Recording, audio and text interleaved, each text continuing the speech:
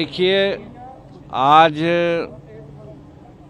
भारत के लिए भी एक ऐतिहासिक दिन है जब नरेंद्र भाई मोदी जी 62 साल के बाद लगातार भारत के तीसरी बार प्रधानमंत्री का शपथ उन्होंने लिया है। ये एक ऐतिहासिक दिन है। जहाँ तक हम लोगों की बात है तो हम बिहार से आते हैं, मगध से आते हैं, गया और बोध गया से आते हैं। वहाँ की जनता की अपेक्षाएं थी, उन लोगों ने इसी नाम पर वोट दिया था कि हम एमपी के लिए वोट नहीं दे रहे हैं, कैबिनेट मिनिस्टर के लिए वोट दे रहे हैं। आज हम नरेंद्र भाई मोदी जी के प्रति आभार व्यक्त करते हैं कि जब गया की महान जनता इस बात के लिए वोट दे करके काफ़ी वोट से हमको जिताया, लाख से ऊपर वोट से जिताया, तो उसकी प्रतिष्ठा रखते हुए नरेंद्र भाई मोदी जी ने हमें अपने कैबिनेट में एक स्थान दिया है। इसके लिए हम नरेंद्र भाई मोदी जी के प्रति आभार व्यक्त करते हैं और एनडीए के सभी जो घटक दल हैं, साथी हैं, उनका हम आभार व्यक्त करते हैं। और हम जिस प्रकार से प्रधानमंत्री जी संकल्पित हुए हैं कि पहला टर्म और दूसरा टर्म से ज़्यादा आगे कठिन कदम उठाना है ताकि भारत को जो 11वां पोजीशन में था आर्थिक व्यवस्था के सिलसिले में 10 वर्ष में 5वां स्थान पर ले आए हैं। और आज नरेंद्र मोदी जी की एकदम दृढ़ संकल्प है कि 2024 से 2029 के बीच में हम भारत को संसार का तीसरी अर्थव्यवस्था के रूप में ले आएंगे। इसके लिए उन्होंने हम लोगों को टास्क दिया है कि आप सोमवार, मंगल, बुध, बिफे 4 दिन हेडक्वार्टर छोड़ के कहीं नहीं जाएंगे। जो सरकारी काम है उसमें लगे रहेंगे, उसके बाद अपना क्षेत्र में जाएंगे, क्षेत्र की जनता से बात करेंगे और हर हालत में कठिन परिश्रम करना है और हम लोगों को दिखला देना है कि 2029 में जो अगला चुनाव होने वाला है उसमें अभी जो एनडीए की स्थिति है इससे अच्छी स्थिति में हम लोग उसमें आवें और भारत को थर्ड अर्थव्यवस्था में कायम करके 2047 में जब हम शताब्दी वर्ष मनाते होंगे उस समय भारत संसार का प्रथम आर्थिक व्यवस्था बन जाए। इसके लिए हम लोगों को परिश्रम करना है, कठिन परिश्रम करना है, ये बताया गया है। और इसी संकल्प के साथ हम लोग आए हैं। कोई मंत्री बनने का मामला यही बनता है कि हम लोगों पर बहुत भारी जवाबदेही आई है। उस जवाबदेही को निपटाने में आम जनता का आशीर्वाद और आप मीडिया के साथियों, पत्रकार मित्रों का भी सहयोग हम अपेक्षित करते हैं।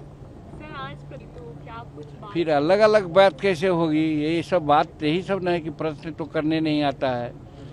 आज सवाल है कि हम लोग सब एकत्र होकर के बात किया है, मंत्री परिषद बनने के पहले भी और मंत्रिमंडल में जब हुआ तो एक एक कर करके देखा कि 2.5 घंटा शपथ ग्रहण चला है, तो वहाँ पर व्यक्तिगत बात हो रही थी। ये सब प्रश्न करने का क्या औचित्य है? बिहार से 8 लोगों को प्रतिनिधित्व मिला है। बिहार अब विकास के रास्ते पे और तेज गति से चलेगा। निश्चित रूप में नरेंद्र भाई मोदी जी का ये लक्ष्य है कि जहां विकास की रोशनी नहीं गई है या कम गई है वहां विशेष फोकस किया जाए। आपने देखा होगा कि अपने दूसरे कार्यकाल में पूर्वोत्तर भारत को जो पहले कोई नहीं देखता था, पूछता था, उसको उन्होंने विकसित किया। एरोड्रम बनाया, रेलवे लाइन बनाया, रोड बनाया और आज पूर्वोत्तर भारत चख रहा है मजा उन्नति का। उसी प्रकार से बिहार की भी स्थिति है, पॉपुलेशन में डेंसिटी सबसे ज़्यादा है और उसका विकास वांछित नहीं हुआ है। कहा है कि केंद्र से अपेक्षित जो सुविधाएं मिलनी चाहिए थी वो पहले प्राप्त नहीं हो पा रही थी। नरेंद्र मोदी जी ने प्रयास किया दूसरे टर्म में, लेकिन वो भी अपर्याप्त है।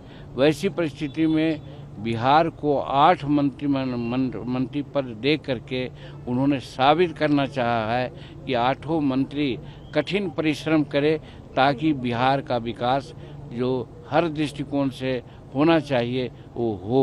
इसलिए उनके जो श्रद्धा है बिहार के बारे में और अविकसित राज्यों के बारे में उसको हम सलाम करते हैं और हम आशा करते हैं कि हमारा बिहार में डबल इंजन की सरकार रहेगी और डबल इंजन की सरकार में हमारा बिहार बहुत आगे बढ़ेगा, कम से कम 2024 से 2029 के बीच में। मांझी जी का अपने लोकसभा में क्या विजन है 5 सालों के लिए? देखिए, वैसे हम अपनी बातों को कहा है, आप लोग एक ही बात को रिपीट करते हैं तो हमको तो थोड़ा सा लगता है, इरिटेशन होता है। गया के बारे में हम सबसे पहले नरेंद्र मोदी जी की मीटिंग हुई थी 16 अप्रैल को। उसी मीटिंग में हमने कहा था कि गया में 3-4 प्रॉब्लम है जो मगध से भी संबंधित है। सबसे पहला तो ये है कि दक्षिणी बिहार जिसमें मगध विशेष करके है वो सुखाड़ क्षेत्र के रूप में माना जाता है। आज भी अंडरग्राउंड वाटर लेवल है जो नीचे जा रहा है, जिससे वहाँ पेयजल की समस्या होती है। इसके निदान के लिए हमने कहा है कि जो वाजपेयी जी की स्वप्न था कि हम नदियों से नदियों को जोड़ेंगे, उसी में हमने कहा था कि सोन से आगे बढ़ते हुए आप फल्गु में पानी गिराइए, फल्गु में बियर या बांध बनाइए जिससे कि पानी अनवरत रहे और उससे नहर निकाल करके मोकामा टाल में ले जाएंगे तो 7-8 जिला हमारा है जो सुखाड़ के दंश से वो दंशित है, वो उसको राहत मिलेगी।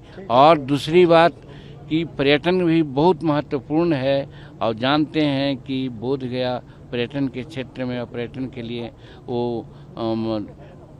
उसको क्या कहा जाता है कि विशेष सिटी के रूप में जिसको कहा जाता है वो दिया गया है।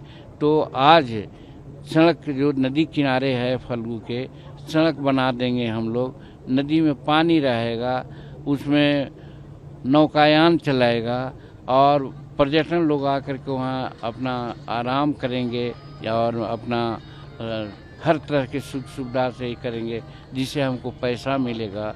गया का जो क्या कहते हैं उसको पूजा है सो भी करेंगे। चलिए बहुत बहुत धन्यवाद। सर, एनडीए की सरकार जो है कई घटक दल हैं उसके अंदर शामिल। सर बहुत सारे सवाल खड़े हो रहे हैं। सर 5 साल क्या नरेंद्र मोदी प्रधानमंत्री बने रहेंगे? 5 साल नहीं, 5 साल नहीं, ये अगले 10 साल तक प्रधानमंत्री बने रहेंगे, एक गारंटी है। सर अपोजिशन लगातार इस बात को कह रहा है कि प्रधानमंत्री पूरे 5 साल पूरे नहीं कर पाएंगे। आप प्रधानमंत्री 10 साल पूरा करेंगे और हम समझते हैं भारत को अर्थव्यवस्था के दृष्टिकोण से संसार का तीसरा अर्थ कहेंगे, उनका दृढ़ निश्चय है।